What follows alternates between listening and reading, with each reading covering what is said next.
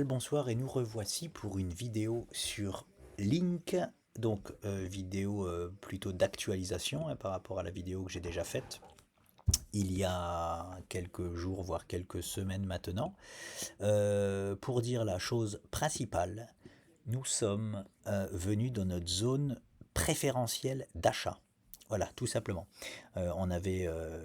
J'avais mis, vous pourrez revoir sur une vidéo précédente, deux zones phares d'accumulation ou d'achat sur Link. Eh bien, nous avons touché les deux zones et nous sommes à l'heure actuelle sur la zone géniale d'accumulation sur Link. Alors, on prend un peu d'auteur.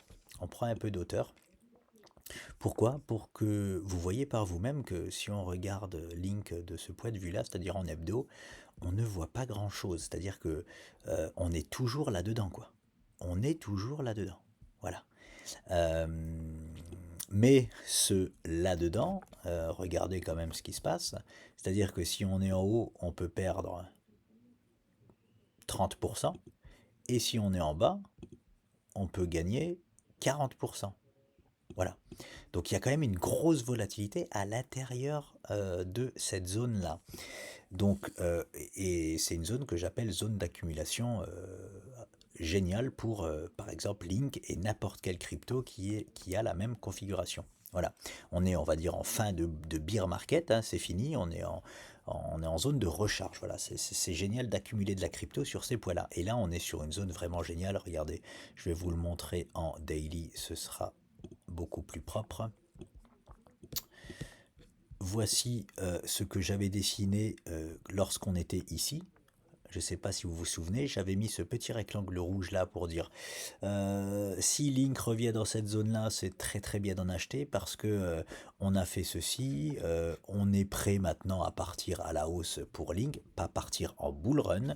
Quand je dis partir à la hausse, c'est-à-dire qu'à un moment donné, sans que le bull run soit parti, on va faire ça, on va casser cette ligne là qu'on n'a jamais réussi à casser pendant les derniers trimestres. On va faire ça pour venir se poser dessus ou rester en tout cas un peu plus haut que cette ligne-là. Donc, mais même si on peut faire des corrections plus profondes et revenir un peu dedans, mais très important de venir casser à un moment donné cette ligne. On va venir casser de toute façon à un moment donné cette ligne-là. Donc voilà, tout était, on pouvait le faire déjà là. On l'a pas fait, on décide de corriger encore plus et de venir carrément dans cette deuxième meilleure zone possible d'achat. En plus ici on dessine un canal baissier ou un drapeau, peu importe comment on appelle ça, qui est une figure donc haussière dans 80% des cas. Donc c'est une petite figure, hein. Ça va pas faire démarrer un bull run cette figure là. Mais on est sur un support, en plus de ça on dessine une figure haussière pour rebondir, un rebond qui sera plutôt vers ici, hein. Mais on ne sait jamais, est-ce que ce sera un rebond pour vraiment repartir plus haut et à un moment donné casser cette ligne-là tout de suite?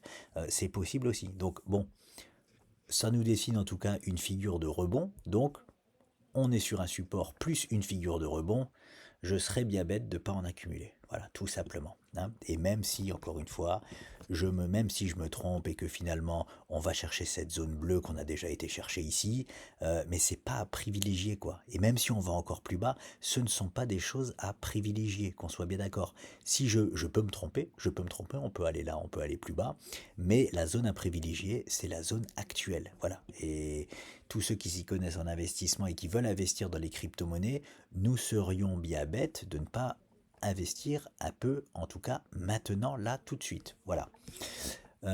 Ça c'est fait, c'est dit, c'est la chose la plus importante que je voulais vous dire.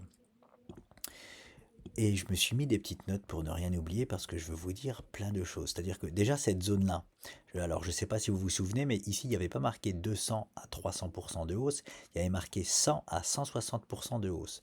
Mais vu qu'on est venu chercher notre zone basse, on est passé de 100 à 160% de hausse à 200 à 300% de hausse maintenant. Voilà, si on vient chercher cette zone noire ici, que sur laquelle je n'ai absolument aucun doute qu'on viendra chercher hein, à un moment donné. Donc voilà. Alors, j'en viens à tout ce que je voulais vous dire. Donc transformé en x3, ça c'est le 300% de hausse. Hop, je peux l'enlever, je vous en ai déjà parlé. Boum. Maintenant, il en foutait partout et il avait bien raison. C'est la petite histoire d'un ami à moi. On est devenu trader en 2020, lui et moi. Mais lui a investi déjà dans les crypto-monnaies en 2018. parce que voilà, il croyait à la blockchain, à cette technologie. Quand il m'en parlait, je lui disais, ah, me fais pas chier avec tes trucs, non, j'aime pas ça, l'intelligence artificielle, blablabla. J'étais pas là-dedans, et ben, j'étais bien con de pas l'avoir suivi. Donc, bref, tout ça pour vous dire que lui a commencé à accumuler de la crypto-monnaie en 2018. Et en fait, il en foutait un peu partout. C'est-à-dire, bon, il s'était renseigné juste sur les cryptos qui étaient des vraies crypto-monnaies, qui apportaient une certaine valeur au monde de la blockchain, hein, de la crypto-monnaie, qui sont des, parce que pour moi, il y a des vraies crypto-monnaies et des fausses crypto-monnaies. Hein. Le Dogecoin, pour moi, est une fausse crypto-monnaie. Et je suis désolé si je vais me faire des gros haters par rapport à ça. Le Dogecoin, pour moi, c'est de la merde. Voilà, je vous le dis honnêtement. Par contre, on peut très bien faire beaucoup d'argent avec, mais en long terme, je ne garderai jamais de Dogecoin parce que je sais qu'il apporte rien à la blockchain. Voilà, c'est tout. Alors oui, Elon Musk, étant donné qu'il est visiblement tout puissant sur ce monde, et je n'ai rien contre lui, hein, il peut réussir à donner une certaine valeur à sa crypto, mais c'est parce que voilà, tout le monde voit Elon Musk comme Dieu. Donc, mais ça n'apporte vraiment pas forcément, pas aucune valeur à la blockchain. Elle n'a pas aucune utilité à la blockchain. Donc, c'est juste un exemple comme ça. Voilà, mais je sais que beaucoup de monde aime bien Dogecoin, aime bien Elon Musk. Je suis désolé si je vous fais affront, c'est pas du tout le sujet. C'est juste pour vous dire, voilà, mon ami s'était renseigné sur les vraies crypto-monnaies qui apportaient de la valeur. Et il investissait comme ça 200, 300 balles par-ci par-là sur plein plein de cryptos. Et qu'est-ce qui s'est passé quand le bull run a démarré en 2020? Il s'est retrouvé en 2021 avec un investissement de 500 euros sur le Matic qui est devenu 50 000 euros. Voilà. Et c'est pour ça que je vous mets, il en foutait partout et il avait bien raison. Parce que je vais en venir à ce que je dis ici. Toute x3 puis x20. J'ai analysé une trentaine ou une quarantaine de cryptos. Je vais toutes les analyser, hein, mais j'en ai analysé 30 ou 40 et j'en vois beaucoup, beaucoup, beaucoup qui ont la même configuration. C'est-à-dire un possible x3 avant que le bull run commence, c'est-à-dire là dans les semaines et mois à venir, hein, avant que le bull run commence, un possible x3, et j'ai aucun doute qu'elles vont le faire avant que le bull run commence, et quand le bull run commencera, un objectif de x20. C'est énorme, mais elles ont toutes la même configuration. Donc c'est hyper dur pour moi de faire un tri là-dedans.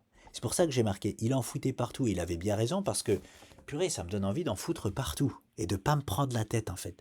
Parce qu'elles ont, elles ont toutes les mêmes configurations à peu près, et je ne sais pas s'il y en a une qui va faire x10, x20, x100, voilà, ou même plus, je ne sais pas si c'est possible, mais voilà, en tout cas là je vous donne un exemple concret d'un ami très proche à moi qui a fait un x100 en foutant un peu partout. Voilà. Bon, quand je dis en foutant un peu partout, c'est pas sur de la merde, hein, c'est sur les cryptos qui ont une réelle valeur, qui sont de vrais cryptos. Moi, j'appelle ça des vrais cryptos, en fait, tout simplement.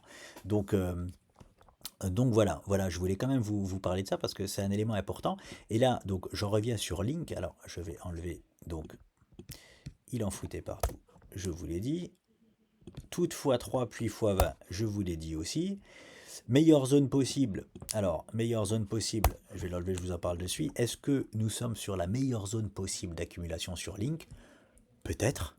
J'en sais rien, peut-être. En tout cas, on est sur une des meilleures zones possibles à l'heure actuelle sur Link. Clairement. Voilà. Et du coup, comme je vous disais, elles ont tout un peu la même configuration. C'est-à-dire x3, et quand ça partira à peu près entre x10 et x20. Et du coup, moi, je dois faire un tri dans tout ça. Et je commence à réussir grâce à... Enfin, je commence à réussir, non, je n'ai pas encore réussi. Mais il y a un élément de réponse au niveau de la pattern mensuelle. Donc voilà, là, je vois des disparités. C'est-à-dire que, regardez cette pattern, le violet là, que vous voyez, plus c'est resserré, mieux c'est. Voilà.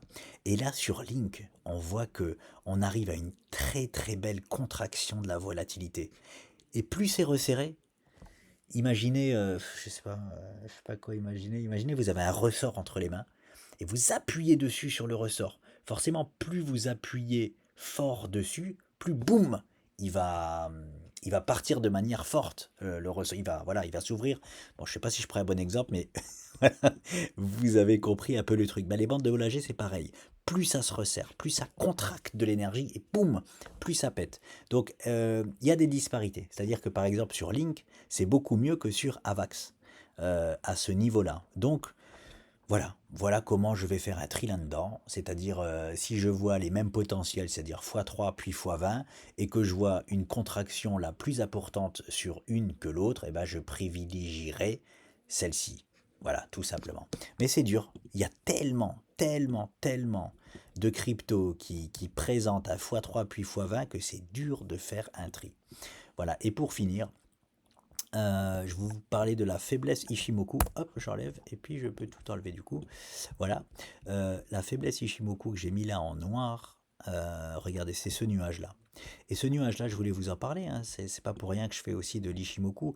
Regardez les cours. Comment ils viennent contourner, comment le nuage en fait fait barrage au cours. C'est-à-dire on vient contourner le nuage tout le long ici. Ici, on fait une petite incursion dedans parce qu'à un moment donné, on va y aller quand même. Hein. Donc on décide d'y aller, et puis bon non, bouf, on se fait retourner à la case départ. Donc on n'arrive pas, il fait vraiment office de grosse résistance, ce nuage-là, hein, c'est normal, hein, plus ils sont épais, plus c'est des résistances. Et regardez ce qui se passe ici, il disparaît totalement le nuage. Donc ce que je veux dire, c'est, Link peut très bien attendre hein, encore quelques semaines là, et pour venir, ça va vite quand même, c'est fin octobre. Fin octobre, Link aura tout l'espace nécessaire pour faire ceci, voilà, en toute tranquillité.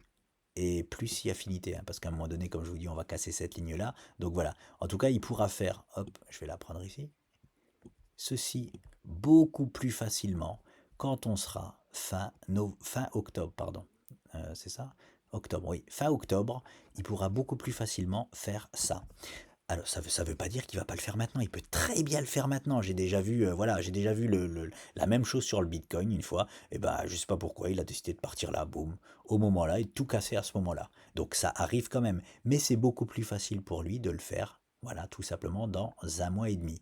Donc, voilà, c'est tout ce que j'avais à vous dire sur Link et c'est déjà pas mal. J'espère que vous avez aimé cette vidéo. Il y en aura bien d'autres à venir sur les cryptos parce que, comme je vous dis, hein, on peut vraiment, c'est l'heure d'en foutre vraiment un peu partout dans le monde de la crypto-monnaie.